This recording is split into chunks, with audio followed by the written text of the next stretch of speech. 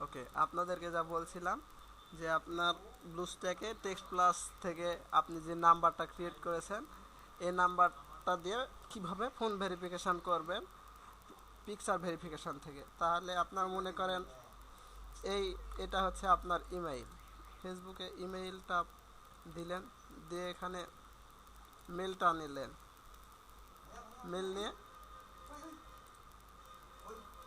মেলটা নিয়ে log in করলেন।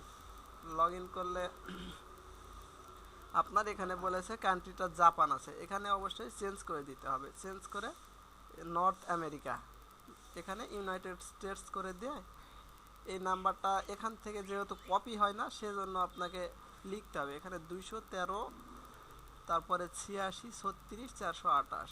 এখানে বলেছে 213 86 36 428।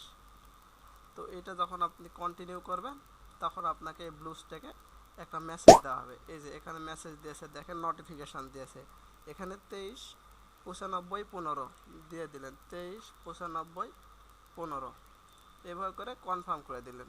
দিয়ে এখানে সেটিংয়ে যদি আপনি ফ্রেন্ড বা অনলি মি করে রাখেন করে রাখতে পারেন, এটা আপনার ইচ্ছা। ভেরিফাইড হয়ে গেল।